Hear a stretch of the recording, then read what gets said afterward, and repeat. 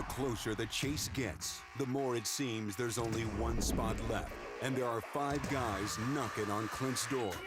If there are any doubts, the race for the last spot is still unsettled. See Exhibit B, Bristol. The illustrious night race at Bristol.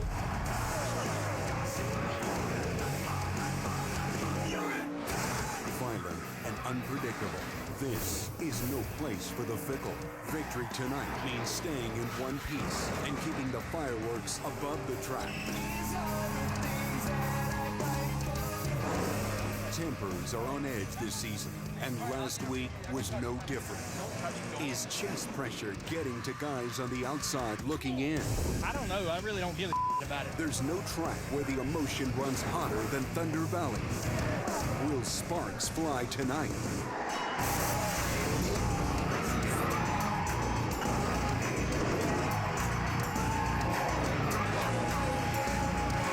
Anything worth having is worth fighting for. NASCAR Race Day, built by the Home Depot, is next on Speed. Tonight in Bristol, Tennessee, Jimmie Johnson has a chance for the sweep. He starts first, and if he can finish first, he'll take a one-race lead over Denny Hamlin, who has yet to conquer the world's fastest half mile. Kevin Harvick is in the chase already, but has no plans to slow down anytime soon. As of right now, Clint Bowyer has it, the last spot in the chase, but Mark Martin wants it, and he has 3 races to get it. Tonight, tempers will flare and revenge can be had. We'll talk to Ryan Newman and Joey Logano about their recent tangles on the track. There is one word that gets race fans fired up, and that's Bristol. 150,000 strong, fans from 50 states, 9 countries. It is a true NASCAR classic, the night race at Bristol, and it could well be the determining factor in how this year's chase for the championship looks. This crowd's wild. Yeah. What do we got, 5 million people behind this stage? Yes. It is Bristol, baby. You needn't say anything more. Hello, everybody, and welcome to NASCAR Race Day, built by the Home Depot. I'm John Roberts. He's Kyle Petty. He is race car driver number 28, Kenny Wallace. And, gentlemen, we are here to celebrate tonight the 100th race on this high bank half mile. These crowds have been getting so big late in the season. I met a handful of people that said, Kenny, I drove 2,000 miles all the way from California. They came to the right race. Right race. Rock. I got Say you. it 3 times. Say it. Let me tell you why. There's only 3 to go, baby, and that ain't Earnhardt. 3 races to go to decide the championship. I truly believe that this race will decide who's going to be in and who out. Let me tell you why. Last night in the NASCAR Nationwide race, Clint Bowyer was leading the race, minding his own business. Check this out, race fans. There he is. Boom. All of a sudden, there's a wreck. And Clint Bowyer went from leading the race to knocking his nose off. You can see up in front, there's a wreck. Everybody slows up. So, Kyle Petty, Clint Bowyer minding his business. He finishes 8th. That could happen tonight. Yeah, you can get in this.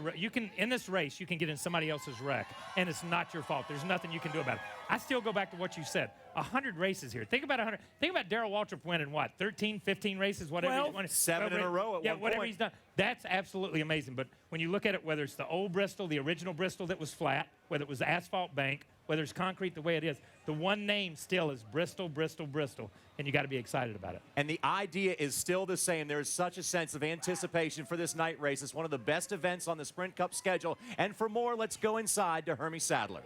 Thank you, JR, and you're right. Regardless of what they do to this racetrack or how it's changed, it's the most demanding physically and mentally on the drivers that we have all year long. But let's look at this racetrack. I'm standing on the racetrack, turns 3 and 4. In years past, before they redid the racetrack, the idea was to be at the bottom of the racetrack, protect the bottom. The only way to pass somebody, move them out of the way. Look at some of the footage from races in years past here. 1997, watch Jeff Gordon. Boom, just a little bit of a tap on Rusty Wallace. He goes by for the victory. 2002, same thing. Jeff Gordon, give him a little bit of nudge there, Jeff, and go on by.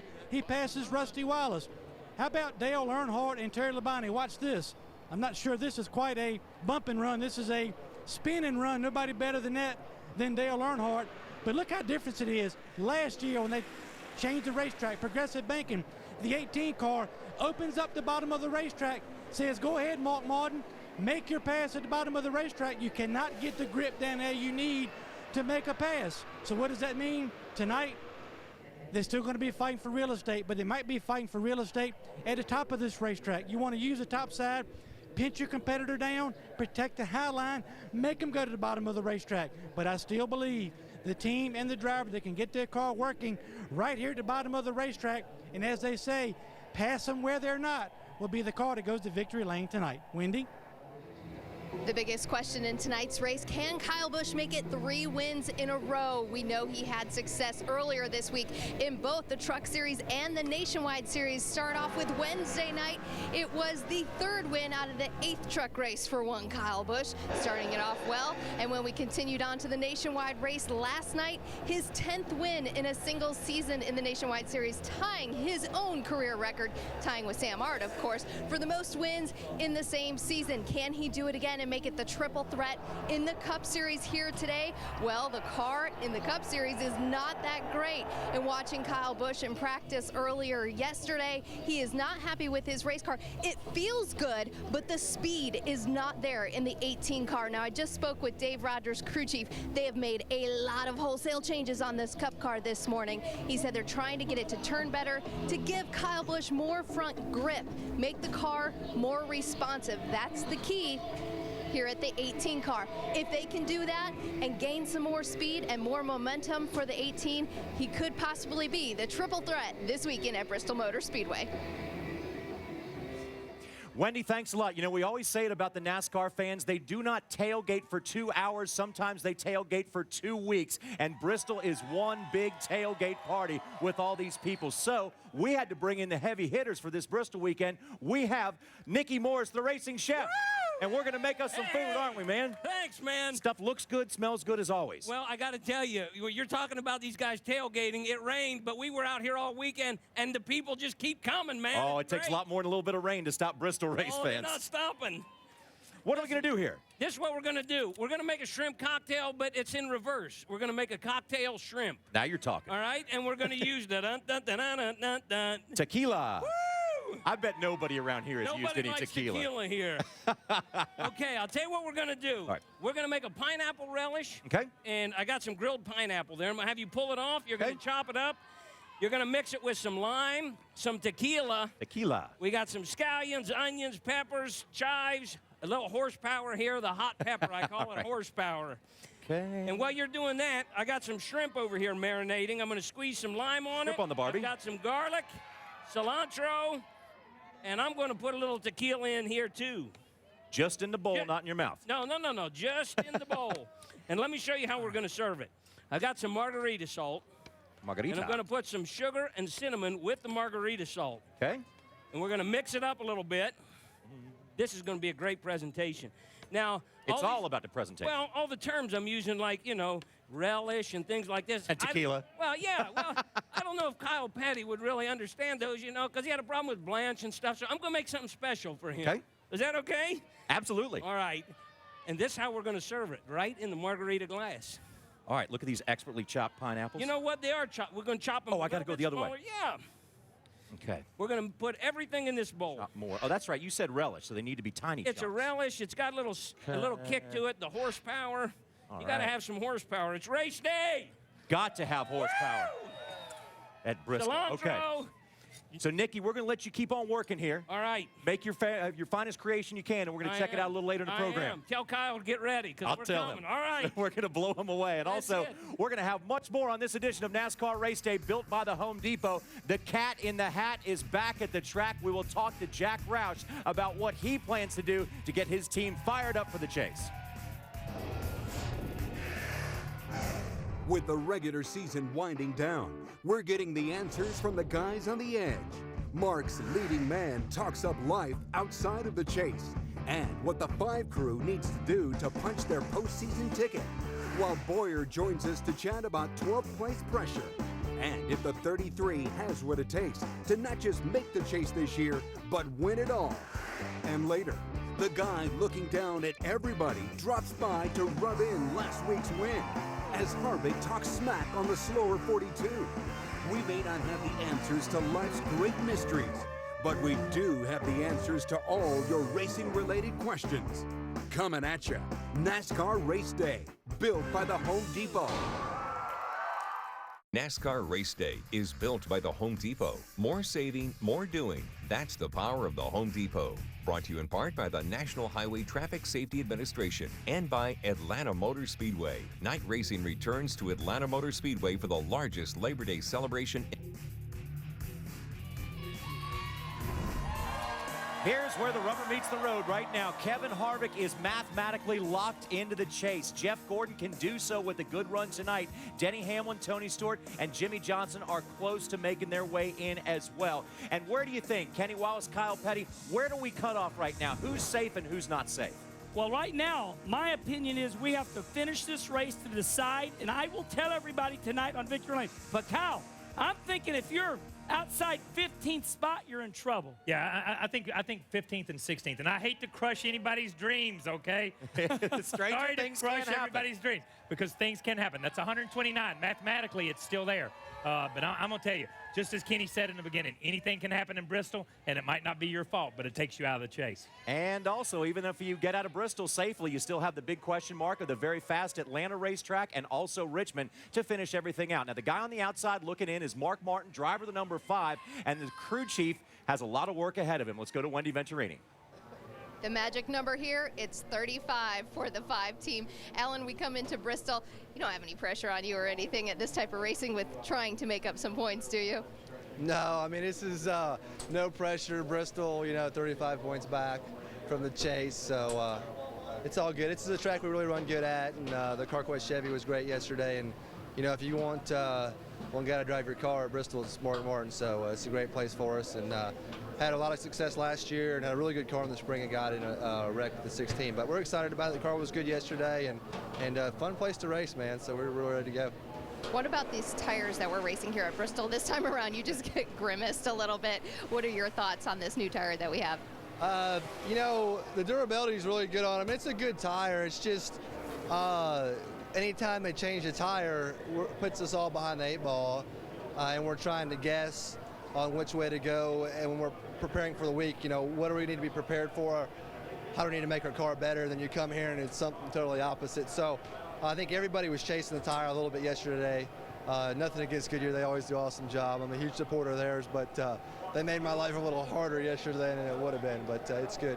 I'm sure this rain didn't make your job any easier this morning. We had a lot of rain this morning. Now it's hot and sunny out. How does that play into your strategy? I think the biggest thing is the rain. Like you said, it's going to have all the rubber off the racetrack. So it's going to be a different track to start, and, we'll see what happens with the mandatory caution or competition caution. They usually do that when the track's green. So that's going to change how the car handles the first run, and then you have to keep up from there. So I think if you're really good the first run, you're going to have to be ready to free your car up. If you're loose the first run, it'll probably come to you. So guessing that's pretty difficult. We'll do the best job we can, but we'll be ready to adapt to it. All right, Alan Gustafson, ready to go here. And the smoke that you see is just from the barbecue. It's not really that steamy here, Hermie. Well, Clint Boy, you currently hold a spot that everybody wants, spot number 12 as far as the chase. I know you've been talking about it a whole lot, but a good spot to be in. You do have a chance to get this car in the chase. Assess the mindset of you and this race team headed into the night race. Yeah, it is. I mean, I'd rather be 35 to the good than 35 to the bad. 3 races to go. We got Mark Martin behind us. He's going to be a tough competitor right down to the end, and I think it's going to come right down to last lap in Richmond. But our group's ready for it. Our Cheerios, Hamburger Helper Chevrolets, being strong. But for whatever reason, both of us have haven't been able to shake the other guy. One guy will get ahead and then he'll have trouble, and the other guy will be right there for the taking. But that being said, nobody's really been able to capitalize big time on the other guy's mishap. But I'm looking forward to it. It's fun times. Our cars are running well, and we're having fun. We saw some earlier in the show tonight. It used to be here at Bristol. You get to the bottom of the racetrack, hug the bottom, make guys go to the outside. Now with this car and the new tire and the new track, it seems like people are fighting for the real estate up top. But you had one of the few Nationwide Series cars last night that you could move around the bottom when you had to. Was that key for you last night, and can you do it tonight? Well, you know, a long time ago when I grew up racing, I had a guy tell me you can't drive through them. And, you know, I caught those guys, and you got to figure out a way to get around them. And, you know, I worked on the bottom and got the thing to hooking on the bottom pretty good, and I was able to pass them all. So I think that's a prime example of the potential. You know, anybody that says this track is a one-line racetrack is crazy. I mean, it's still Bristol. You can still make it happen, and I think we did that. But, you know, we're going to have to focus on that. And we're starting deep in the field. We're going to have to work on getting around them and just being careful. You know, that's the biggest thing, is not getting myself into a situation like I did, you know, leading a race last night. I mean, it can happen anywhere. You know, leading a race, you'd have thought you was in good company, but, you know, it can happen anywhere. But I'm looking forward to it. I had a lot of fun last night. I learned a little bit, and hopefully we can put it forth to a good run tonight. Well, these guys looking forward to extending that lead as far as the chase. And Bristol, what a fun race is going to be, 500 laps. And he said it, stay out of trouble, get a good finish, and move on to Atlanta, guys. Herbie, thanks a lot. And guys, we're going to give you a quick little quiz here. Who makes it in? Who makes it out? Is it Clint Boyer, Mark Martin, or neither? Kenny Wallace. Which driver makes it in? Alan Gustafson, Mark Martin's crew chief. Did you hear the end of the interview? Alan Gustafson from Mark Martin said both races last year we were fast, but the second race we got to a wreck with the 16 car. That's the winner. If he gets in a wreck or doesn't get in a wreck, it's going to be hard to say, because tonight will determine that. Yeah, I truly believe whichever one of those guys comes out of here and has no trouble, he's going to be the guy that makes it. Hey, I don't think it's going to be the 14th place guy or the 15th. I think it's going to be these two guys. So basically, you guys didn't answer our question. Politician. What a difference a year makes. Last year, we're talking to Mark Martin about winning a championship True, at this time. very true. And now we're talking to him about making a chase. What a difference a year makes in Cup racing. That's why you watch the race, because that's what we're going to see happen again tonight on the racetrack. We got to take another quick break, but when we come back, we will talk to the only guy who's truly safe in the chase right now. Harvick is in, and he's got a lot of reasons to be happy.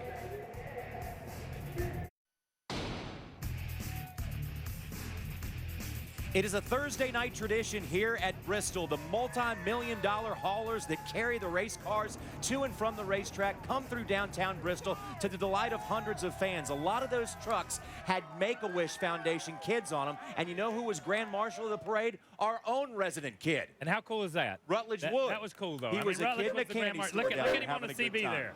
He just wants to honk the horn. Look at me, Mom. I'm honking the horn. Rutledge, getting her done. What a wonderful treat for the fans and for Rutledge as well. It's always a great tradition here at Bristol, but the tradition of racing at this high bank half mile actually goes back before they broke ground on the racetrack, and recently Dave Despain went on assignment.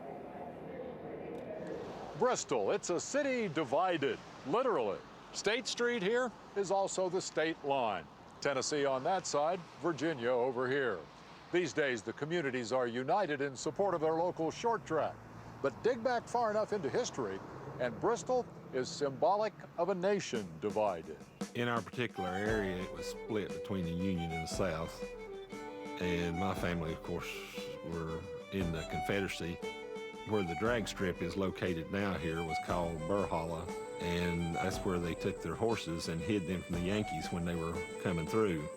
It was a narrow path through there, and the whole community had hid their horses there. My twin brother still lives in the family home place. It's built in 1806, and the farm has been in my family since the 1700s. Fast forward to 1960 at a place called Piney Flats, just down the road from Bristol, where Carrier and Moore first proposed to build their track. Somehow, Piney Flats Motor Speedway doesn't have quite the right ring to it. And Piney Flats, too, was a town divided. They went to Piney Flats, to the residents in the community there, and met with a group of them and explained to them what they wanted to do. Most of the people there kind of wanted us to come. A couple of ministers did not want us to come and bring all the evil things that races do, drinking and women and gambling and stuff. So we decided, if you don't want us to come, it's 100% we're not going to come. At this point, I propose a toast. The search for the perfect Bristol track location finally ended when Carrier and Moore discovered that this place was for sale. It was a small, family-owned dairy farm. So here's to the cows. The cows who gave up their home so that Bristol could finally have its racetrack. Right here at the front of the north entrance to the Speedway, the dairy barns were there when they bought it. Our depot was a big highway contractor. He agreed to come in and build the track for us as a partner. My father, he ran a fertilizer plant, manufactured fertilizer for Southern States Co-op. But some of the materials that they made for fertilizer were also used in construction, highway particularly. And so he had a relationship with some of the people who were doing the work at the track. So he would take myself and my older brother Dan to the racetrack while they were bulldozing and plowing, and we kind of got to see a little bit of it from the earth up. You know, to us, it was like a big sandbox or big playground at the time because it was heavy equipment moving earth around. If you've ever been to Bristol, you know there's not a flat spot anywhere around. As construction progressed, the Heltons weren't the only interested spectators. Well, I made several trips down by to just see what they were doing, how they were going to make a half-a-mile track out of this piece of land. So people were curious, you know, what are these crazy guys doing down here and this kind of stuff. And the farmer across the creek is going to do anything to my cows. He's going to quit giving milk, and all kind of rumors started out, you know. There was people that wanted to see it, and then there was some thought, you know, it's going to hurt their land value, which little did they know. From cow power to horsepower here at Bristol. KP, be honest. How much of that history did you know? Knew absolutely none of it. But now you do. Yeah, all I knew about the racetrack was the King always said this was a really, really nice racetrack when they first built it because it was flat. They built a racetrack over in Kingsport. It was banked a little bit more. It was faster. And they kept going back and forth. Who was faster? Bristol, Kingsport. Bristol, Kingsport. Finally, Bristol just tore everything down and made what they have today, and it's the King. And it is the king of short tracks, no doubt about that. For more on the latest and greatest improvements to Bristol, let's go to Wendy Venturini. Thanks, Johnny. I'm at the Speed Pit Road party stage, and what would be complete at Bristol without a party stage? Let me show you. Here is Pit Road. These fans could get so close. They have installed some stands also for the fans. This is exactly where the nationwide haulers were parked last night. So within the last couple hours, Bristol Motor Speedway has set this all up. This is exactly where the nationwide haulers were last night. Check it out. They put up a bar in this short amount of time. The fans can come here, watch the race, be on pit road, get some food and drinks. And what party would be complete without the Twang Bangers from Johnson City, Tennessee? Everyone needs a band when you come to Bristol. Hermie? Thank you, Wendy. And another addition that Bristol Motor Speedway has made is the VIP seating area atop of the media center. Great new media center here, but all the action is right here on top. You got a bar here that you can get a cold beer, have a good time. If you want to come over here to the nice sofas, take a load off and enjoy the race. If you want to sit up and watch the race, look at all the high tops. The bar tops back over here. In fact, my family and I watched the Nationwide Series race from here last night. Can't beat the view, can't beat the service, all right here on top of the media center.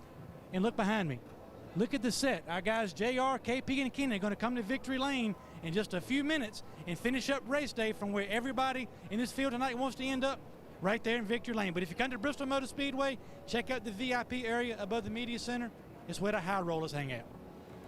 Man, Hermie, only one word for that is cool. We got to go in there and check that out in just a minute. We're going to be out here at the speed stage for a while. When we come back, we have a lot more for you on a very big edition of NASCAR Race Day built by the Home Depot. And we're also going to check back in with the racing chef to see what Nicky's cooking up for us. Welcome back to Race Day, everybody. Coming to you from the Bristol Motor Speedway, and we're starting to like this part of the show more and more because guess who's in first? We are learning them a lesson. We are burying the race hub right now. Well, actually, not that much. You are doing it, dude. What's our name? Well, our name is John Roberts. Team Race Day, baby. That's right. Let's take a look at our picks this time. Can't go wrong with Kurt Busch, Tony Stewart, or David Gilliland in the C Group. He had one of the fastest cars in practice on Friday. He was first fastest in the first practice, third fastest overall in the second one. So David Gilliland's going to get us a bunch of points from the C Group this time around. And we guarantee that. Let's flash back to the last time we raced here when the 48 car took the checkers here at Bristol for the first time on March 21st. It was his first victory on this racetrack, 50th victory overall. But throughout the course of that day, if you will remember, it was Kurt Busch who was dominating, but it was Jimmy Johnson who won it in the end. And with that in mind, nobody better to go to for our Sunoco pit strategy of the week than me, Chad Canals.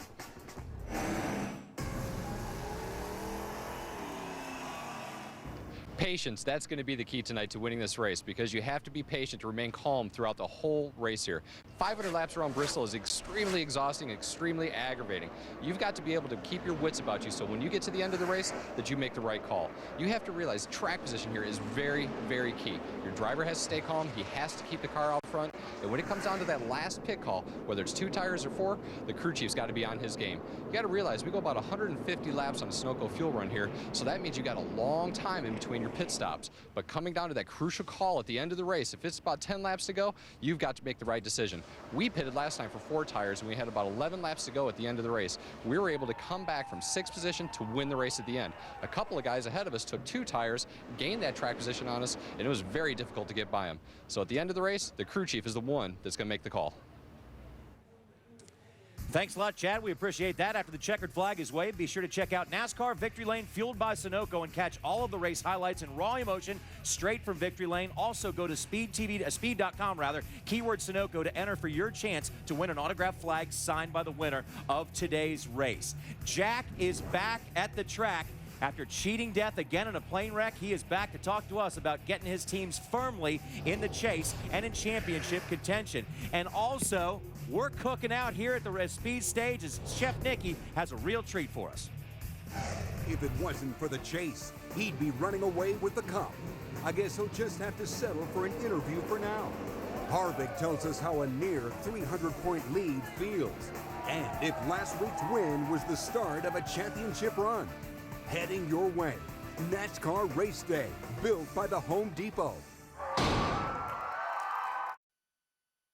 Welcome to Bristol! Woo! Hi there, young ladies.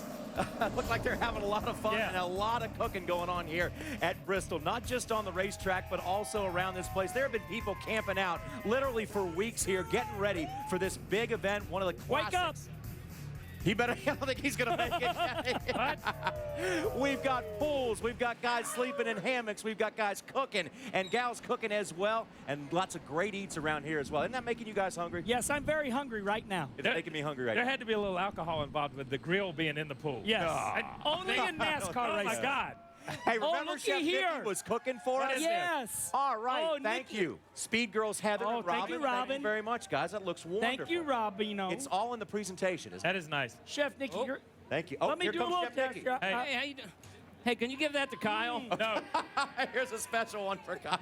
Hey, let me tell you, this is the only kind of racetrack food I eat. I'm not eating that crap. Look at this. This looks real good. Are You know, you and I helped sweating? make this. Wait a minute, you're sweating, Nicky. We love you. That's for you. You're There you sweating. go, This Kyle. is Look at that. No, The hot dog. What do you think? I'm going with the hot dog. What do you think? No, come on. How Look at that. Who would eat I'm gonna that? do shrimp. Who would eat it? You would eat it. That's frou-frou food. How is Hey, it, Kenny? Look at that frou-frou. 2 for me. Look at that. Nicky, the presentation is extraordinary. The food is beautiful. unbelievable. Isn't that beautiful? What is this thing called?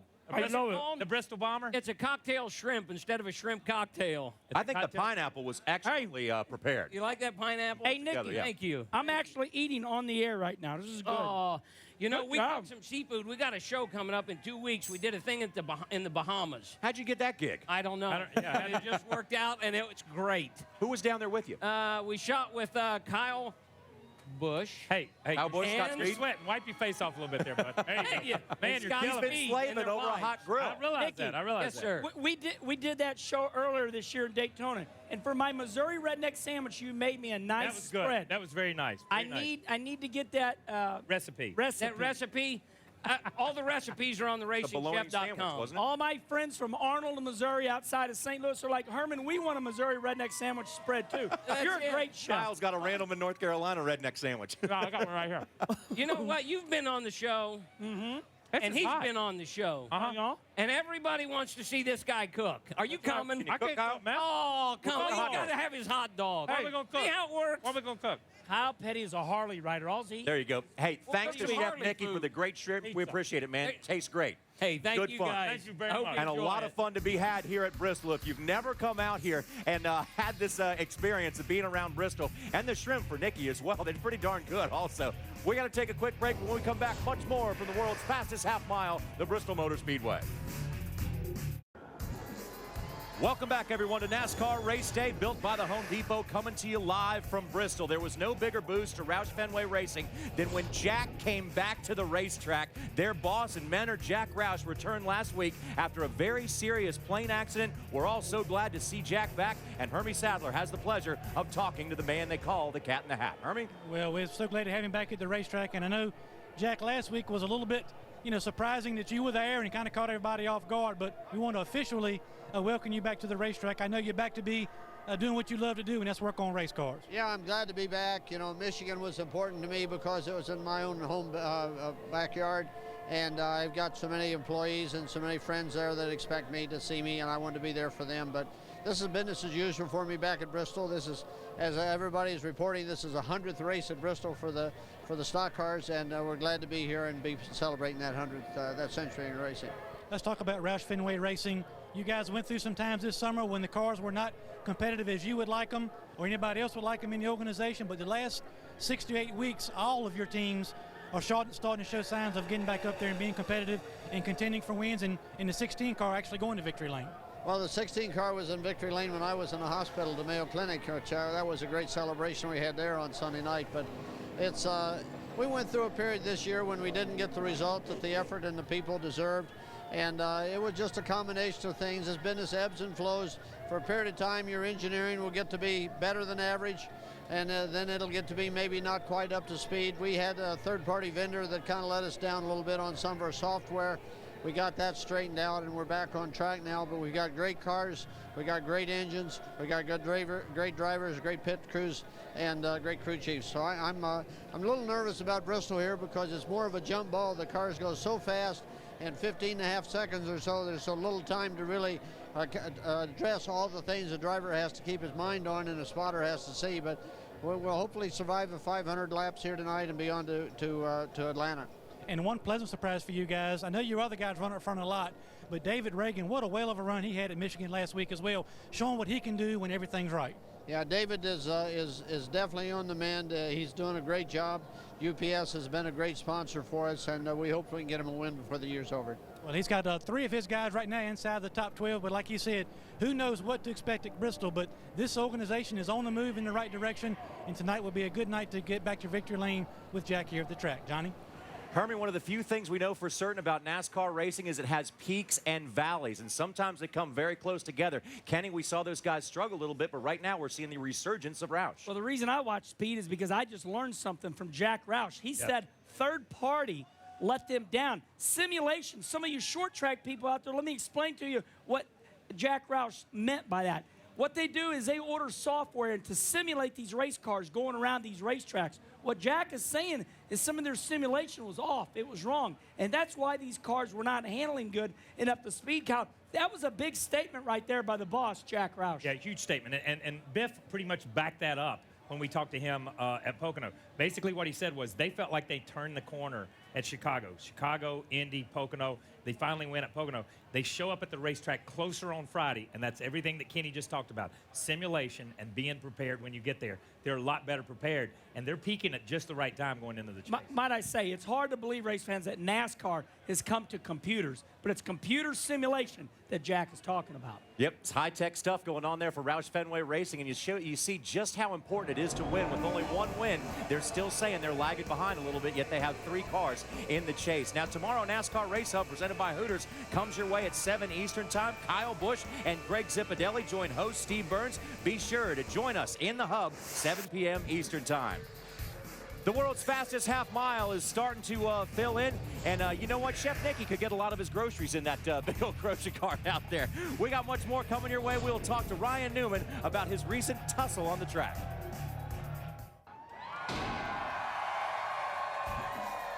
Here at Bristol, we expect tempers to flare, but there were some tempers flaring after this on-track incident between Ryan Newman and Joey Logano last week at the Michigan International Speedway. Depending on whose side you look at, Ryan Newman thought he was giving him plenty of room. Joey Logano said he just got a little loose and got into Ryan. Afterwards, they had a bit of a heated discussion in the garage area, and, well, cooler heads prevailed afterwards, but before a little touching and bumping went on there. And now we are having the fallout from the feuds, and what a better place to get a little bit of revenge, Hermie. If you're here at Bristol, maybe you can get away with getting a bump, and NASCAR won't notice it. Well, Joey Logano ended up with a top 10 finish last week. Congratulations on that. Unfortunately, a little bit overshadowed by some after-race activities with you in the 39 car. If you guys had a chance to talk this week, or where does that stand, or what was exactly the disagreement? I think it kind of stands where we ended last week. I haven't got to talk to him about it, but you know, I'm focusing on Bristol right now. That was in the past, and I'm focused on having a good run here tonight at Bristol. You got qualifying down pat here. Set on the pole in the spring, qualified again, top 5 tonight. But this is a different kind of Bristol than we've seen in years past with this tire combination. What's it going to take from a driver's standpoint between being aggressive when you have to be aggressive and having that patience to capitalize on that good spot and get to victory lane? Yeah, that tire, like you said, the tire is a lot different than what we had last time, and it was a struggle trying to get a good balance on our car. So I feel like I got a good Home Depot Toyota. Obviously, we're starting up towards the front. So it seems like a lot of guys are going to be running up top tonight, and it's going to be tough to pass. So outside line is probably going to be preferred, and we learned a lot last night in the nationwide race about how to race around here. So hopefully we can use some of that tonight to keep our Home Depot Toyota up there and be there at the end when we need to be. Well, while we got you here, we want to take you for a ride around the racetrack here for our Home Depot Hot Lap. Joey Logano, take us for a lap around this racetrack from the driver's seat. What's important, and where do you make up speed on this racetrack? It's corner exits here, you know, easy in, hard out. That's the big deal, you know.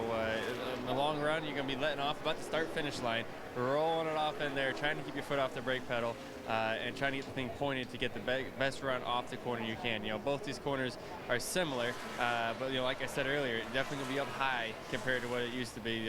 You're always on the bottom and bottom, so definitely be a lot different racing out there, but you know, staying together in one piece, that's the biggest goal here tonight. Well, thanks for joining us, and good luck tonight. All right, thank you. Well, that's Joey Logano, and as we say, for the other side of the story in the little feudometer, let's go see Wendy Venturini. Wendy? Thank you, Hermie. The other side of the story. I say boys will be boys, so Joey says it's behind him. Is it behind us? Let's get your side of the story, Ryan. I'm here to race, so we got a great Wix Filters Chevrolet and start 6, so really look forward to it. It's a fun racetrack, great night of racing here, and we finally got some decent weather. As if you don't have enough to think about this chase, 103 points out. Obviously, you lost 20 points out of Michigan last week. Are things out of your control at this racetrack? Some parts of it are out of control, but are out of my control. But in general, you still can create your own destiny, and you can still have a lot to do with what your potential is for a night. And I think we have a great car. I think we have a great crew, and got a good starting spot, which is a big part of it. So just being in the right place at the right time, having the right strategy, the right calls. Goodyear's brought a great tire, it seems. So we'll have to see how it all plays out. And you're being modest because you were fastest in happy hour, so obviously we know you have a fast race car. So tell us the secret about what you've learned about your race car this weekend. Well, we were fastest in qualifying trim. We unloaded off the truck. We had to adjust on the car a little bit and missed being quick in the first practice. But I think we have a good car both in speed and in you know, the way it drives for a long run. So we'll see how it all ends up. But it seems like everybody is so close that who gets that track position at the end is going to be the guy that's going to be the hardest to beat. And we can't wait for that end to happen. Ryan Newman, who's 14th in points, has 103 points to gain tonight to get into that chase. Johnny? Wendy, thanks a lot. Now, guys, both Ryan Newman and Joey Logano say their feud is in the past. Last week it ended. Are they telling us the truth? Well, no, they're not really telling you the truth, but here's what happens. It's human nature when somebody young like Joey Logano comes in and he, you know, gets close to you on the racetrack, you know, racing Ryan Newman hard. Ryan's going to respond like, hey, kid, you're new. You don't use me up like that. That's human nature, whether you like it or not. That's kind of the way it goes, Kyle. Yeah, and that was strictly a racing incident. I think when you look at it, Joey got in too hot, car got loose, he overcorrected, he got up into Ryan, and it's happened to Ryan, it's happened to all of us. Anybody who's ever driven a race car has had a car get out from under you and you wreck somebody else. And I think when he sees that, that's it. But I would have felt exactly like Ryan felt. Ryan went into the race 83 points out, left the race 103 points out. With only 3 races to go, that's critical. And it's a lot easier to take if Mark Martin accidentally gets into you instead of Joey Logano. Yep. Once again, the kid's brand new. It's hard to take. Yeah, now Hermie Sadler just invented a new word that I really like, the feudometer. Let's take a look at the feudometer. I like some of the feuds we've had recently on the racetracks that may potentially come up, on a, you know, just say a short track somewhere near. Let's take a look at our first one here, and it's Joey Logano versus Kevin Harvick. Remember that one? Kevin Harvick is Southside, buddy. He wears the Street Beater T-shirt. Do not jack with him. And he can get you back. Yeah, forget it. Delana wins. I take Delana in that one. I got Delana. Hey, one of the biggest feuds so far this year have been two of the best guys on this racetrack, Kurt Busch and Jimmy Johnson. Yeah, and I think Kurt Busch wins that one because he ends up in the garage area more and Jimmy ends up on the racetrack more. So Kurt just wins on words right now because Kurt's been taken out of a few races by Jimmy Johnson, so he's upset about it. And also Kurt Busch has the beer. Yeah, yeah, he does. Miller Lite. Kurt wins that one. And you know, the funniest thing happened today when I was driving into the racetrack, Brad Keselowski wrecked me. I'm just kidding. I'm just kidding. Oh, But I love it. Well, everybody else is blaming everything else on the poor kid. Okay. Oh, We got to give him a break. But Brad Keselowski, Carl Edwards. Oh, this is simple. Brad Keselowski is the fly in your ear. Yes. He's the twitch in your eye. But the problem is Carl Edwards always takes a fly swatter and smacks him. He finishes it. But Brad is a little instigator. Yeah, Carl wins on brawn, and obviously Brad wins, or at least is up there with him on persistent because he's just hammering you. He's all still the time. going. No matter what Carl does, Brad's right there with him. All right, here's a feud for you. How about after Sonoma, everyone versus Jeff Gordon? Remember Jeff said get in line? Hey, if you're mad at me, get in line. I'm going to tell you what. I don't think I'd take Jeff Gordon on because here's what Jeff does. Jeff goes, come on, let's go. I mean, that's just the way he is. Ever since I've known Jeff Gordon, I mean, yeah, they might wreck him, but Jeff will say, come on, wreck me. He did it to my brother, Rusty, and Rusty finally wrecked him at Richmond, if we all remember those days. Yeah, how long has Jeff been driving? So Jeff has a rivalry every 15 years. Good job, Jeff. Good job. Way to stir it up for us. I got an idea, guys. Since we're at Bristol, let's pull up stakes and go inside. Check out this racetrack. I want to go to the I want to go to that place. Victory Lane and the Sky Bar. Yeah. I'm going to the Sky Bar. All right, guys, we're out of here. We're going to the Sky Bar. It's Kenny See Wallace. y'all later. I love you all. I love Bristol. I can't wait to get to Bristol. I'm with Kenny Wallace. Welcome back to NASCAR Race Day, built by the Home Depot here at the world's fastest half-mile, Bristol Motor Speedway. 160,000 fans will file in just a few short hours, and then it will get down to business as we get closer and closer to that chase cutoff. Only 3 races to go as we go into tonight's race. Who's going to be in? Who's going to be out? One guy we know for sure is already locked in, last week's winner and our points leader, Kevin Harvick, who is with Hermie Sadler. We're catching up with our points leader, Kevin Harvick, in Victory Lane, where I know you want to end up here in a couple hours later on tonight. I know you love this racetrack, but your car's been a little bit of a handful this weekend, different tire and different racetrack. Have you guys caught up on that, and what are your expectations for tonight? Well, I really don't know, to be honest with you. It's it has kind of thrown us for a loop. Luckily, we only run that particular tire here. We ran this car, last time we ran this car was in May at Dover. So a lot of things that we hadn't had to challenge ourselves with in a while. So we made a lot of changes to the car, and you know, the car wasn't too bad on long runs, but it's just never had any speed all weekend. So we'll see what happens, and we'll race them hard tonight regardless. Let's talk about the season as a whole. Obviously, you know, locked into chase, that's good news for you guys. And I heard you say something in the media center that really struck me, is like, we really appreciate the success we're having because of where we were 1 year ago. What a turnaround for this organization, and in particular the 2019. Yeah, and I you know, that particular comment was just, you know, you never know when the last time you're going to be in Victory Lane is. So we've tried to enjoy things more than we had before. Even when you're having a bad day, it's pretty good just for the fact that you're at the racetrack doing what you used to pay to do as a hobby. And I think last year really made us all realize that a lot more. So we're having fun with it, and regardless of where it goes from here on out, I think we've had a great year, and the turnaround's been phenomenal, and everybody's done a great job. But we're going to give her hell the last few weeks, last 10 weeks, to try to at least race for the championship and see what happens from there. Well, there was a dispute in the media center also about who is the favorite for this championship. Everybody else is Jeff Gordon, Jimmy Johnson, say Kevin Harvick, and you say, no, let Jimmy keep all that stuff over there with him. But you guys have got to understand this is a good opportunity for you guys. It's a great opportunity. It's definitely the best opportunity we've had to race for the championship as a team. You know, Jeff and Clint are running well too, and you know, we've just been able to put everything together a little bit better than they have with our luck, and everything's gone our way. So we'll see what happens. I mean, I'm just glad we're in position to at least have a chance. Let's change gears one more time before we let you go. My brother Elliott Sadler, driving a 33 car in the Nationwide Series race here last night, qualified on the pole, finished third. And you've been stepping out of that car a little bit as you head down the stretch, but a good night for your Nationwide team last night also. Yeah, you know, this is just you know, this can be a tough weekend on you, and we just wanted to make sure that we were as ready to go for the last 10 weeks as possible. And Elliott did a great job sitting on the pole and running up in the top 5 all night, and I'm really happy for everything that those guys have done and the job that Elliott did in the car last night. So it's been fun to watch him driving the truck and the Nationwide car and see him running in the top 3, lead a bunch of laps, and sit on poles and win races. So I'm really proud of that, and hopefully we can continue that through the end of the year. Well, Kevin Harvick, a lot of stuff going on the track and off the track, but Bristol's one of his favorite racetracks, and we've all talked about it. This racetrack reigns high on every driver's list to get right here to Victory Lane. They sure do, Hermie. And I also want to follow up with Kevin Harvick later on about, well, who's going to be getting in that car possibly the Nationwide Series in 2011. Could it be a Sadler? I don't know. He's talking very good about the Harvicks lately.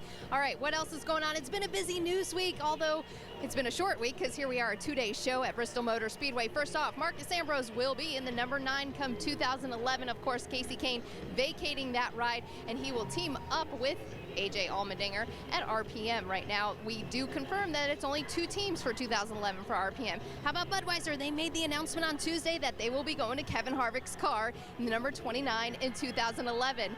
And I was at that announcement, and they actually had Clydesdales there at RCR. It was a pretty cool announcement. The schedules have finally been released, which means everyone get out their pencils and papers and mark down the 2011 schedule, get your tickets, so you know what you're going to be doing come next year.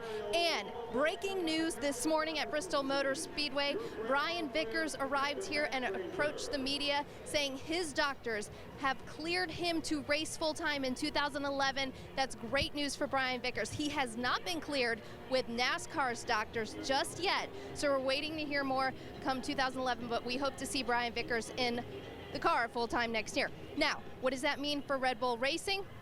Hermie, we all know what's happening at Red Bull. Casey Kane's getting in the car.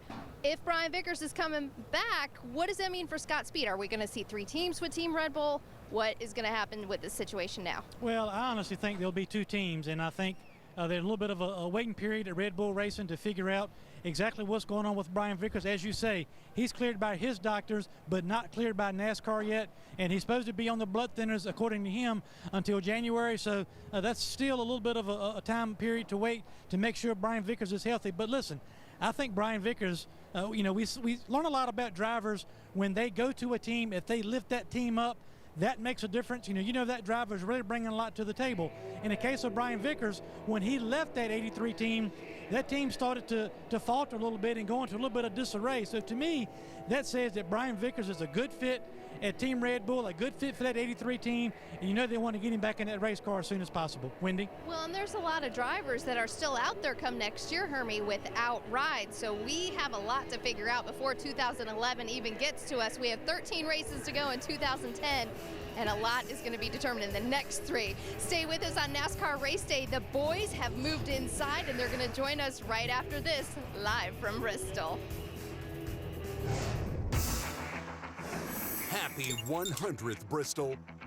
Light the candles and cut the cake. To celebrate the occasion, we've got the mother of all flashbacks. We'll show you how the world's fastest half mile changed over the years, from quaint track to series icon, and give you your fill of thrills, spills, and hard racing. Straight ahead, NASCAR Race Day, built by the Home Depot.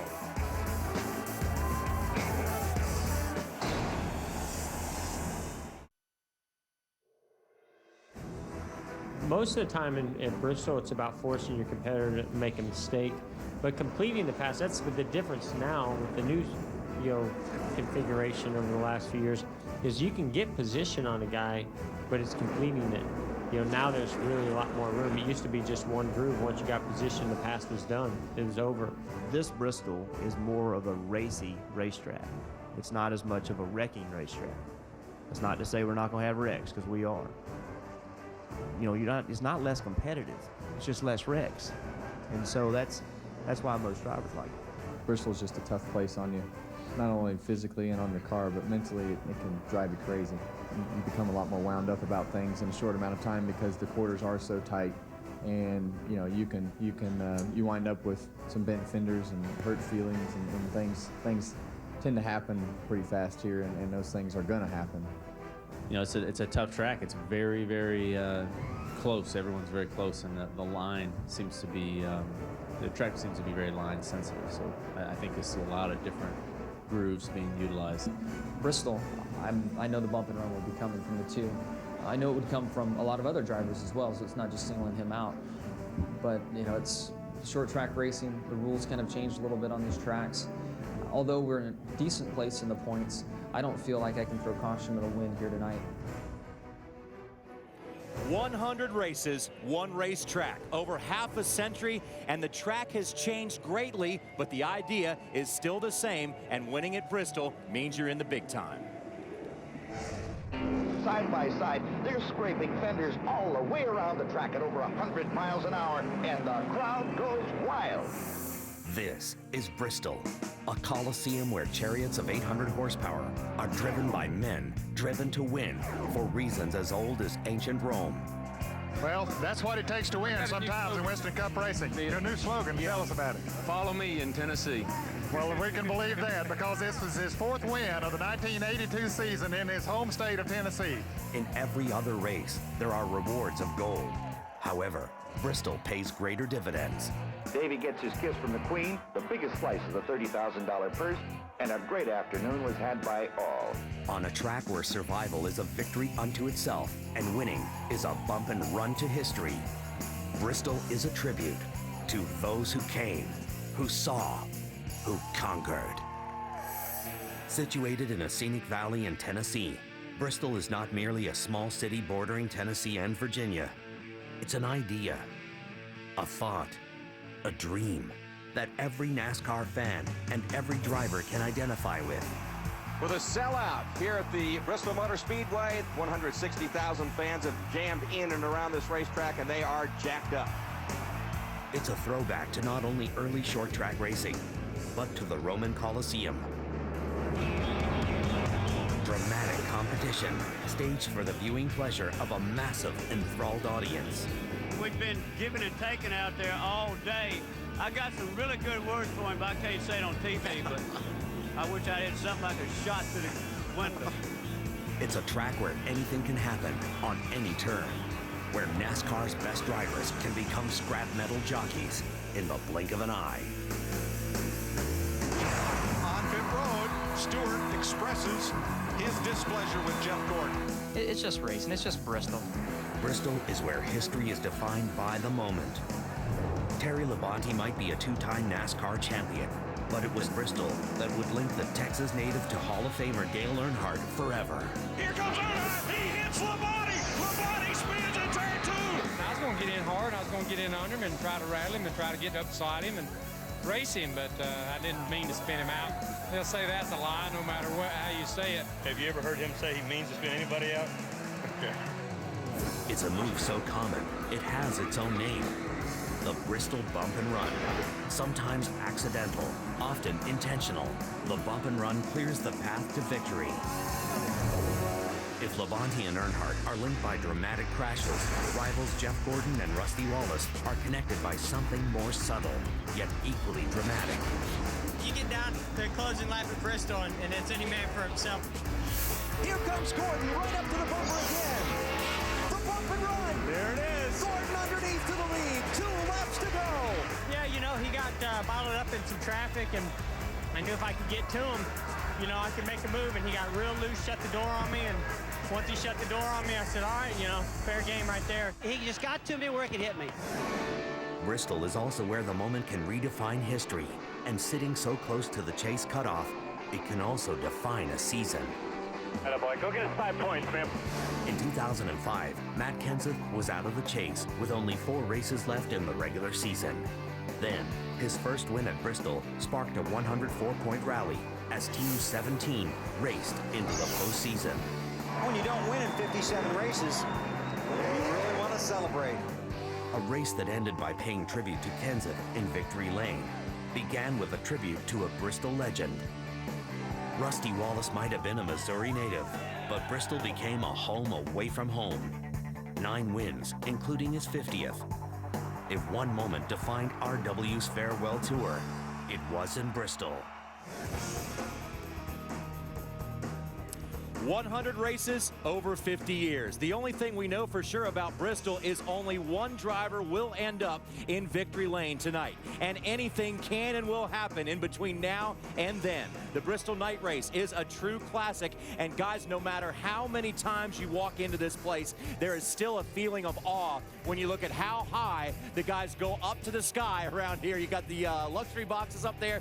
Man, it's cool. We've repositioned ourselves inside here in victory lane, and it's just a great atmosphere. It is, and that's the word for it, atmosphere. This is not like any place else we race. You come in, and everybody, the fans are right on top of you. You talk about these drivers, everything happens so quick for them. Everything happens so quick for these fans because they see it. It's like being in a massive football stadium, and they're running around. It's the old school, like Bowman Gray and places like that. And I just can't wait to compare to all my friends out there. You know, on Wednesday, I'll be in Oskaloosa, Iowa. I'll be running a dirt track that's bigger than this. It's a big old half mile. And the promoter will be thrilled to death if we get about 1,100 people. Race fans, Bristol is smaller than Oskaloosa, Iowa.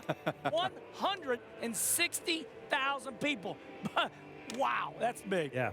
And the fans are starting to make their way into this stadium right now, and we are getting fired up for racing on this high-banked half mile. When we come back, we'll take a look at where the rubber hits the road and show you just exactly what is so special about this racing surface. While the big story is the night race later on, we're creeping up on the chase. And that means it's time for a bubble watch. We'll show you who still has a chance and whose dreams are about to burst. Around the Turn, NASCAR Race Day, built by the Home Depot.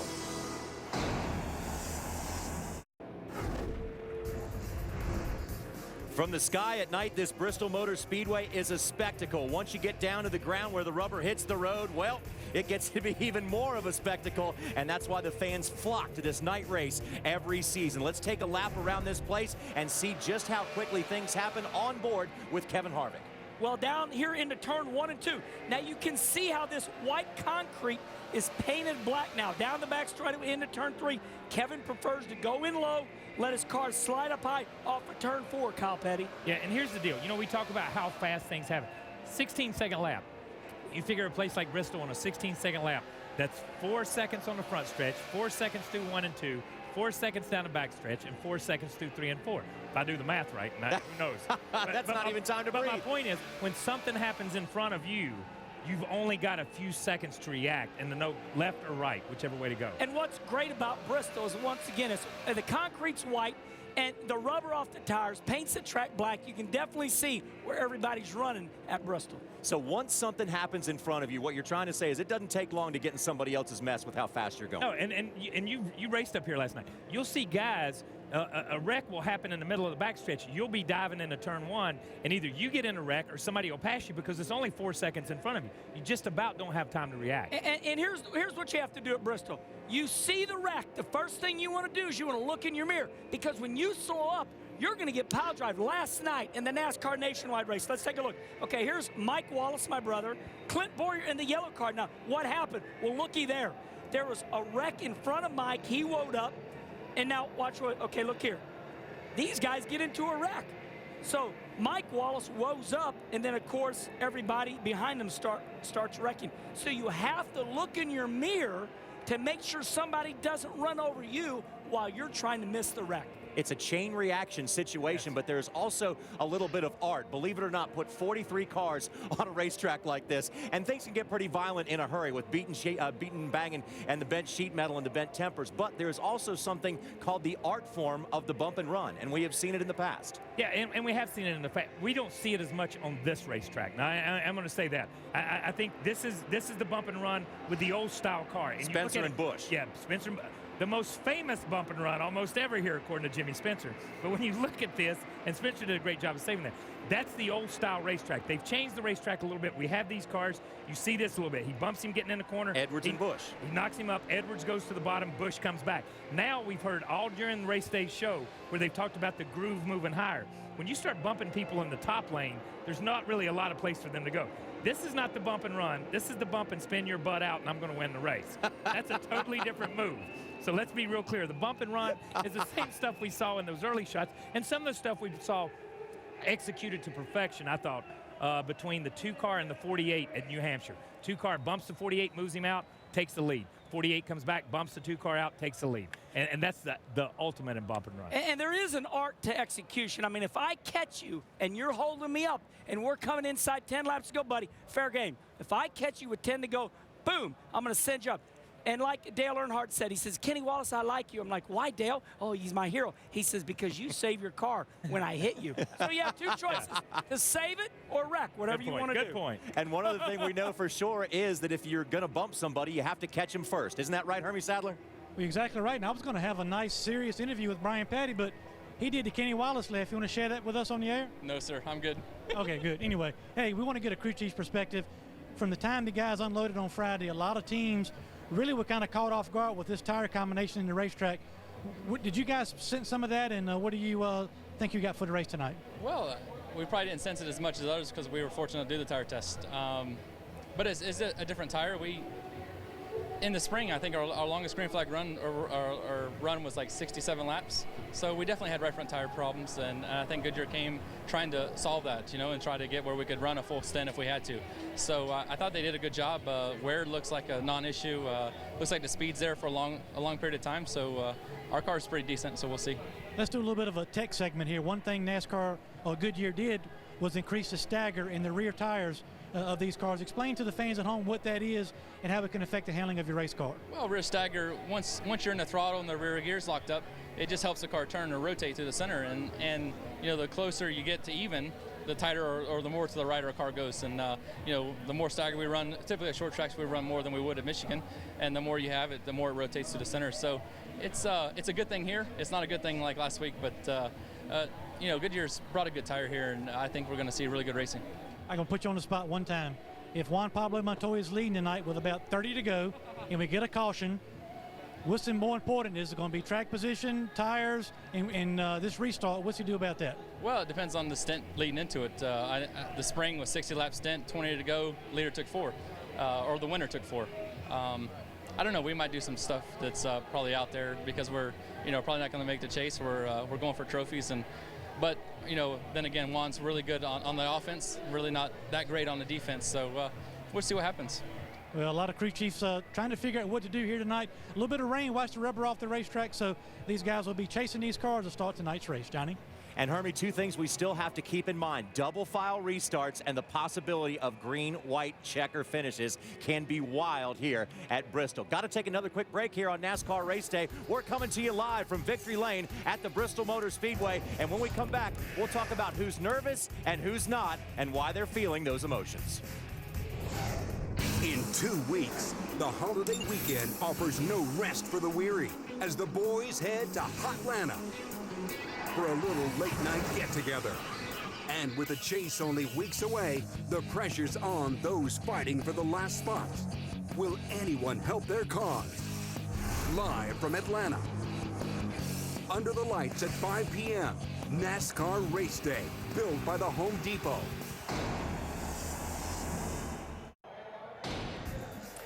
It is race number 100 in the history of the Bristol Motor Speedway, known as the world's fastest half mile. It is situated in Thunder Valley, Tennessee, and this night race here is an annual event that is truly a spectacle for the NASCAR race fan to behold. And no matter what your history is here on this racetrack, some drivers have had good, some drivers have had bad, some a little bit more than others in both categories, but anything can and will happen in a hurry on this racetrack. For Jimmy Johnson, it will be his first time starting on the pole as he goes for a sweep of the season. He was the last winner on this racetrack, and that was win number 50 for car number 48. Kevin Harvick is the only driver mathematically locked in to the chase at this point, and his teammate Clint Boyer is holding on to spot number 12 and can secure it a little bit further this evening. He's got it. Mark Martin wants it. Driver number 5 this time last year was a championship contender, and now he is hoping to just make it in to the chase. Car number 2 of Kurt Busch, that was the one who dropped the most last week and showed us exactly what can happen. He dropped 6 places, and now with 3 races to go, we are really starting to separate the contenders and the pretenders.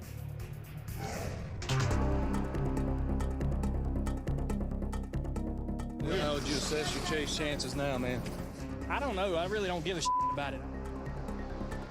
I mean, we're competitive for like 2 months, and we can't hit our ass. Engines don't run, cars don't work. 10-4, bud. I know you're giving your best. Just got to make the best of what you got out there. No, that's the problem. Every time we work on it, we get worse. That's how it's been for a month. We'll place the 5 finish. Lap or 2 down, probably 28 or 27. We can't buy a damn brake. Hey, man, I'm sorry. That's my fault, being too aggressive too early. It's all good. Got 3 races left. We can put it on them. 35 points ain't nothing. Teams are struggling to find any way possible to make it into the 2010 chase for the Sprint Cup. After last week's debacle, Motor just blew up. All done. Pack it up. Kurt Busch fell from 4th to 10th in the chase standings. But Kurt has visited victory lane at Bristol 5 times. He can't afford another dreadful weekend, or he'll land on the chase bubble. While Kurt is struggling, Greg Biffle has heated up. In the last 4 races, he has 3 top 5s, including a win at Pocono. This one's for Jack, guys. Yeah, I hope Jack's watching. The Biff has never won at BMS, but he has back-to-back 4th place finishes here and will look to lock down a chase spot. Currently sitting in the final chase spot, Clint Bowyer scored 4 straight top 10 finishes in Thunder Valley during 2007 and 2008. But since then, Bowyer has struggled with finishes of 13th, 21st, and 40th. Trouble on the backstretch. It is Clint Bowyer. Now we see some flames out from behind the BB&T Chevrolet. Just blew up, boys. With Richard Childress Racing's engine packages back on track, Clint will try to gain some momentum. Just on the verge of the top 12, Mark Martin has 2 Bristol wins, both under the lights. It's going to be Mark Martin winning the Bud 500 over Rusty Wallace. He last saw victory lane at BMS in 1998, and since joining Hendrick Motorsports, Martin has 2 top 10s in 3 races, finishing 2nd last August. Martin has one last shot. He looks inside in turn 3. As they exit turn 4, it's not going to happen. Kyle Busch will win with Mark Martin right on his back bumper at the finish line. Last week's controversy between Ryan Newman and Joey Logano lost Newman critical points. But in 8 fall races at Bristol under the lights, Newman has 6 top 10 finishes. He hopes to grab another top 10 and close the gap. Bristol Motor Speedway has not always been kind to Jamie McMurray. Rejoining with Chip Ganassi at Earnhardt Ganassi Racing turned the tide as he finished 8th in the spring at Bristol. If you've been watching NASCAR this year, you know McMurray shows up for big races. Thunder Valley struggles comes Casey Kane's way as well, with only 4 top 10 finishes to his credit and no wins. At times this year, Kane has run strong, while at other times, he is not even on the radar. Almost in the grass, Casey Kane spinning down to the inside of the racetrack. He is up and into the air. Now that the deal is complete with Red Bull Racing, can he make up enough ground?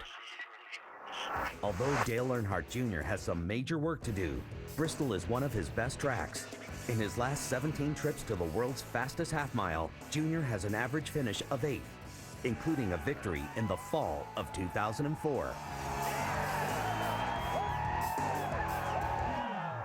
August 2005, Matt Kenseth led 415 laps and took the victory, vaulting from 15th to 11th in the standings. With 3 races remaining in 2005, Kenseth made up 104 points to secure his spot in the chase. This is Bristol, where anything can happen. Let's take another look at the standings. Kevin Harvick is in the yellow because he is mathematically locked in the chase. The numbers you see to the right side of the driver's name, that is how far they are to the good or to the bad of 13th place. And Kyle, this is really where the rubber hits the road. These guys got to bust a move, and they got to do it soon. Yeah, you look at these guys. You know, Biffle is 193 out ahead of the 13th place guy. But you look at Clint Bowyer at 35. You look at Mark Martin back 35. The difference is Casey and Earnhardt Jr. All these guys in front of them have to have trouble. They have to have trouble to get in.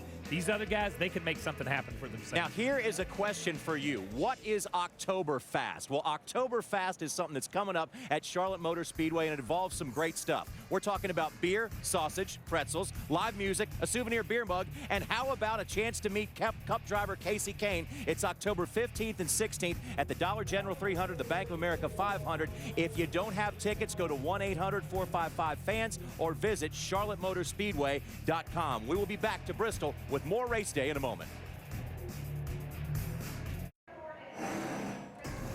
Now, almost as big as the chase for the championship, the Sunoco Performance picks are heating up. Kyle has done his best to erode the lead that Darrell Waltrip got for him, and Kenny's only 28 points out. Hermie is a different story, but with that in mind, Kyle Petty, lead us off. Who do you select to win? Here's my pick. I'm riding that 24 horse forever. Drive for 5. Please, Jeff, keep me alive in this. Keep me alive, Jeff. Hey, I'm only 20 points out of the lead. That's the number. 28. I'm only 28 points out of the lead. That's your number. That's my number on the NASCAR Nationwide card. I'm picking Tony Stewart. He's going to win tonight. He seems to stay out of trouble, and everybody's afraid of him. Wendy Venturini, who are you picking? What? It's my turn? This is usually where Johnny goes, but that's right. Kevin Harvick and I got the victory last week, so I got one extra spot, but only 2 points between Johnny and I. Who's going to get it done tonight? It's going to be Jimmy Johnson in the 48 car.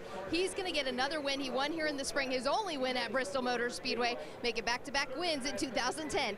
Johnny. Thank you, Wendy. Now, much like Kenny Wallace said, you can't keep a good driver and a good team down for long. The number 99, driven by Carl Edwards, will win tonight because that team is knocking on the door. Roush Fenway has things right, and he's going to beat and bang his way up. He's starting in the front, and he's going to finish there as well, Hermie Sadler. Hermie. Hey, I'm coming. Well, y'all, look. Where you at? I'm so far behind y'all, I need to pick my pick next week if y'all just give me a minute. But listen, I am within my 400-point barrier. They told me I had to be within 400 to participate in the chase. Well, tonight, I believe tonight is a Matt Kenseth kind of race. It's 500 laps at Bristol. You've got to be patient but aggressive when you need to. And these Roush Fenway forwards have started to show a little muscle. I'm taking Matt Kenseth in the 17 car, guys. All right, Hermie Sadler, thanks a lot. We appreciate that. We're going to do a little bit of shuffling here once again because we've just been having a lot of fun here at Bristol. I'm going to run off, do the PA thing. Wendy Venturini's going to come up here and hang out with Kyle Petty, and Kenny Wallace is going to go wander around. So you want to hang around for this, to see this, what's going to happen. Right. I get a vote. We also want to remind you that you can get a pretty cool prize from Sunoco if you enter. Race fans, you could have an official Sunoco racing fuel can. Just visit speedtv.com/Sunoco for entry details, official rules, and drawing dates. And now we're going to shuffle everything up here on race day. Don't go away, everybody. You got to check this out. It's going to be fun. We promise.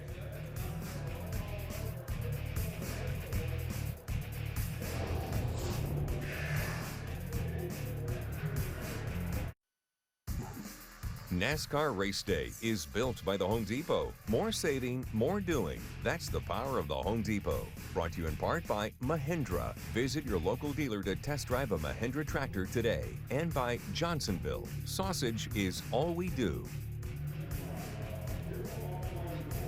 Welcome back to NASCAR Race Day. We've shuffled things around. I'm here in Victory Lane with Kyle Petty. We've sent Kenny and Johnny outside. We've got it all planned out here. So wait a minute. So one JR and one Kenny Wallace equals one Wendy Venturini. I don't know about that. It doesn't add up. I'm trading. This is our deal on race day now. I'm with you. Something's not even out That's perfect. I'm having a good time. Go. We want to give a big thanks to Kevin Triplett for allowing us to come inside their home and set up and take over Victory Lane, and really essentially Speed's taken over all of the infield here at Bristol Motor Speedway. And how about a big thank you to all of our crew for their hard work of moving everything mid-show. It's been crazy, Kyle, but we have had a blast. Okay, so while Hermie and Kenny have now made their way to driver intros, let's check in with them. Yeah, thank you, Wendy. Catching up with Brad Keselowski. You had kind of a boring night last night, 250 laps. Tell us what your outlook is for tonight. Well, yeah, boring. I'm really looking forward to getting this race going here at Bristol. I had a great race in the spring, my first Cup race here, and ended up 12th, but ran up front and ran in the top 10 most of the day. So pretty excited. Think we have a little better car here tonight. We'll see if we can walk out of here with the top 10. It'd be a solid day and something to build off momentum-wise. Any concerns about the rain washing the rubber off the racetrack?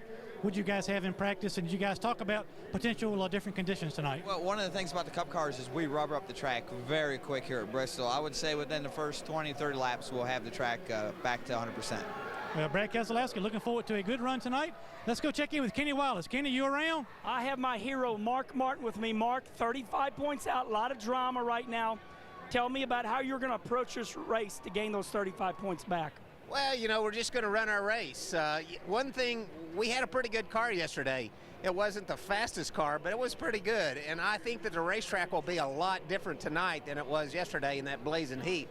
And hopefully Alan and all the guys on the CarQuest, GoDaddy.com Chevy will make the right adjustments and put us in position to win. That's the best thing that you can do for those points. And if not, we'll race our guts out and we'll do the best that we can. Mark, I think you're not just good, but I think you're great at Bristol. Now, you won the races on the old Bristol where we knocked people out of the way.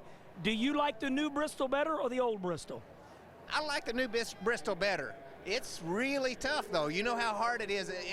There's more room to pass, but it isn't a lot easier to pass. I mean, because that bottom groove is really tough to make work and complete a pass. So there's a lot of side-by-side racing, and the drivers really on the inside really have to use a little bit of control, self-control, to keep themselves off of the guy on the outside. And I got put in the wall last time here, running really good, trying to make an outside pass, and Biffle came up and squeezed me in the wall. So that can happen pretty easily. So you see a lot of sparks here still, but I like this racing even better than the old surface. But Mark Martin challenged Kyle Busch for the win last time here, running second. Hermie, who do you have?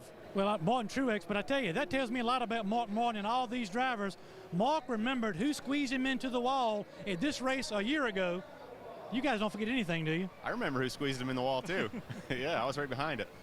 Talk about your race car for tonight. Obviously, Bristol's a big race for everybody. Your car's been pretty good all weekend, it looks like. It has. We were real good yesterday. I was real happy with the Napa Toyota, and decent qualifying effort, ninth.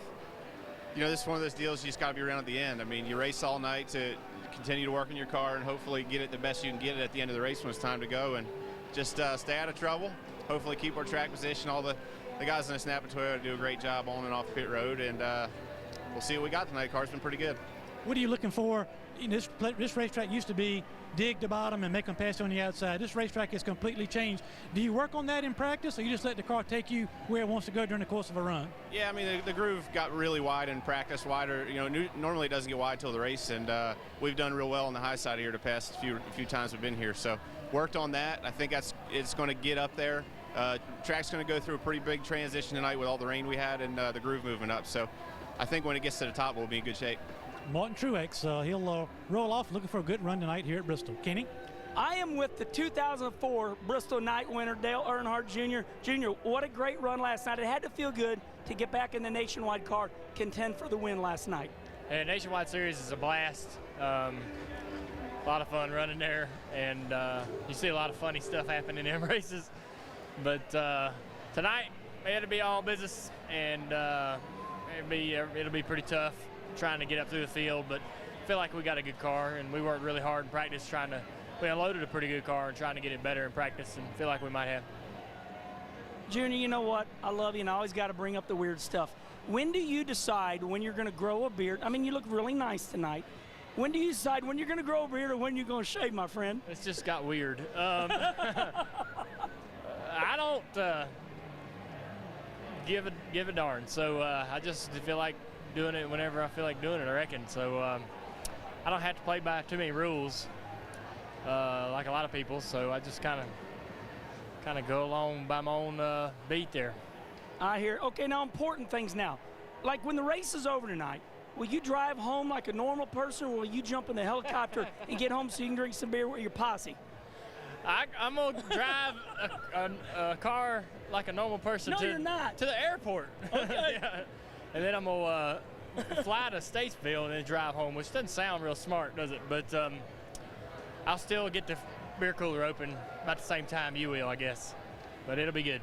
All right, Herman, who do you have over there? I got my friend Dale Jr. I don't know if you can do any better than me. Dale Jr., I got Denny Hamlin. We're going to blow y'all right out the water. But listen, you've been almost a victory here several times. Is your car good enough to get back and compete for it tonight? I'll be honest with you, I don't know. We changed. Well, you said that crap last week and finished second, so. Oh, I know. I'm not sandbagging, I promise, but no, I'm giving it all I got. It's tough to say what's going to happen. We just changed everything. We tire tested here, and we just don't We didn't get a feel for it. The tires are a little different than what they had. So we'll see. We're starting 17th. What are you looking for in your race car? We talk about the groove at this racetrack being a lot different than in years past. Where'd you work on your car in practice, or do you, like I asked Martin, do you let the car take you where it wants to be fast? Well, you got to be able to enter the corners here without relying on the brake to slow it down. You got to be able to carry speed in and the car not get loose, not push up the racetrack without using brake, because once you start using brake, everything compounds and gets worse. Well, last week, Denny finished second with a terrible car, so if he's got a decent car tonight, he might just lap the field, Kenny. Yeah, well, let me tell you something. I got a 5-time Bristol winner here, Kurt Busch. Kurt, I mean, last week you blow up, but tonight this is your type of racetrack.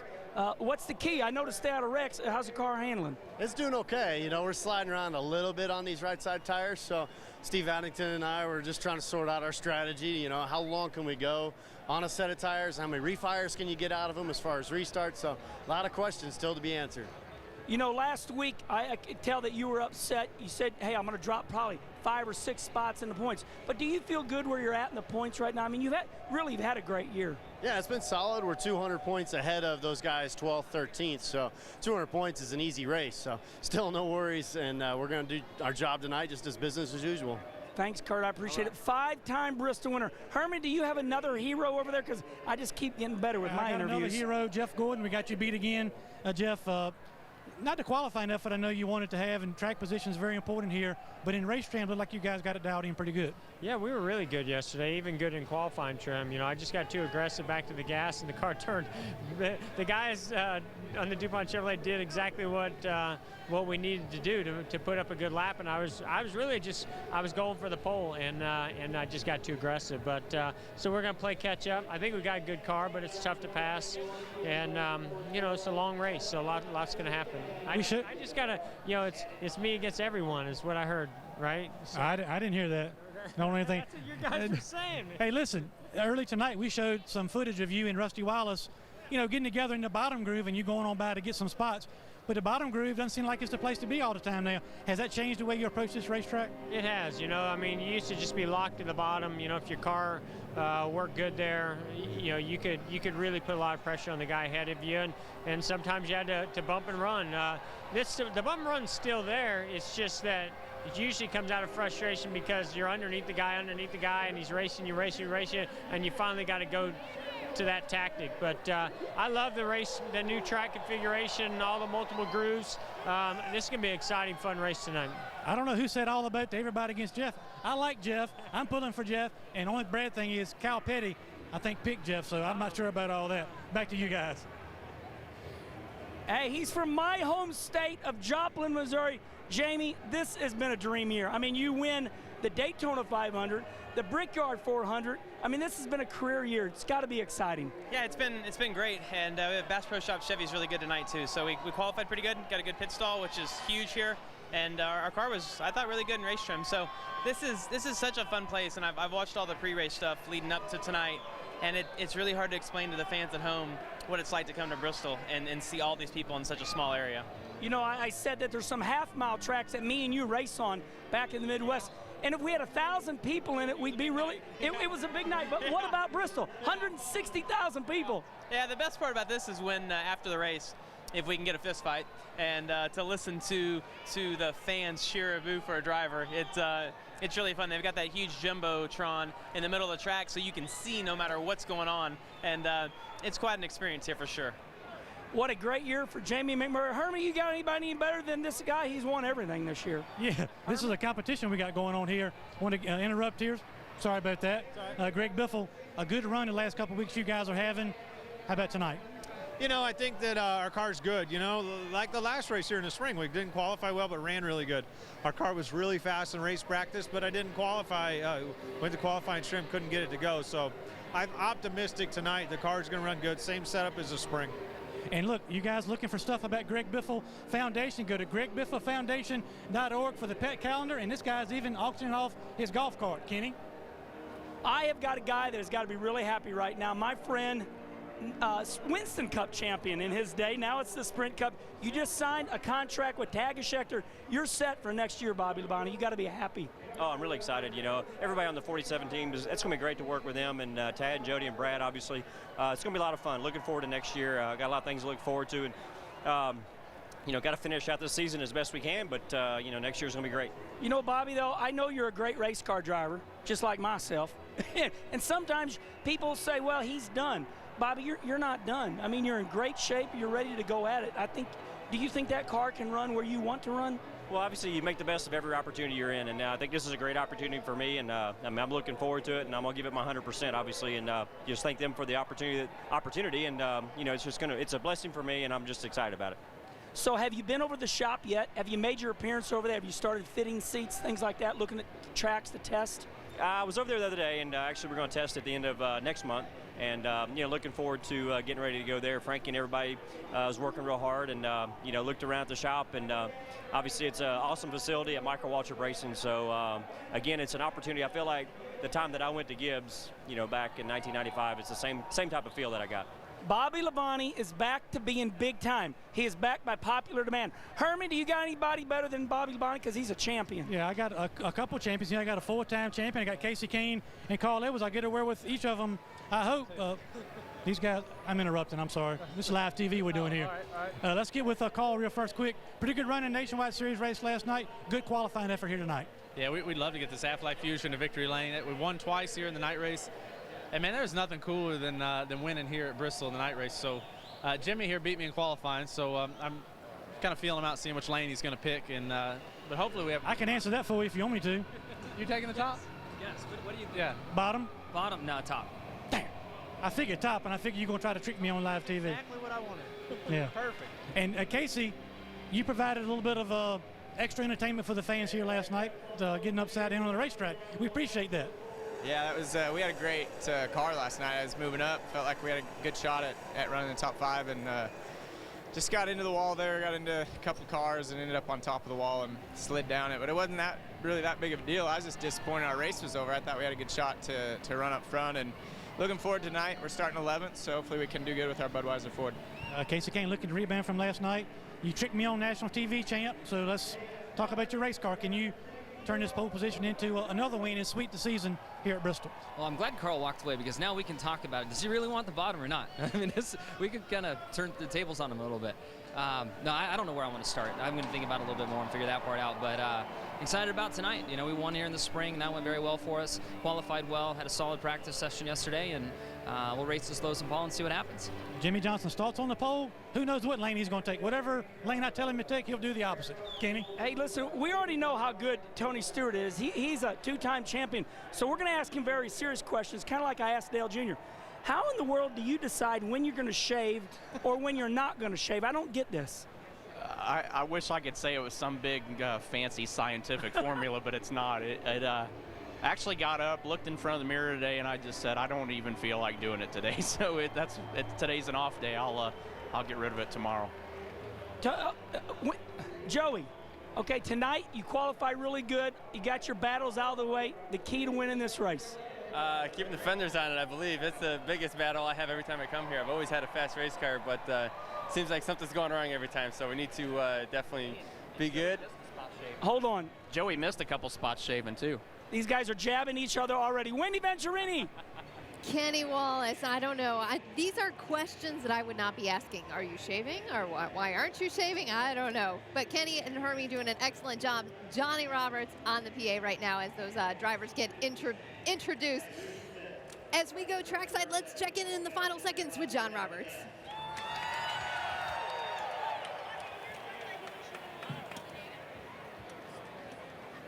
I can't make it down. I can't make it down. So get out your seat and jump around. Jump around. Jump around. Jump around. Jump up and get down. I just want to thank everybody for coming. I hope you guys have a good time. And like he said, drink a lot of beer. With that, we are signing off from NASCAR Race Day live from Bristol.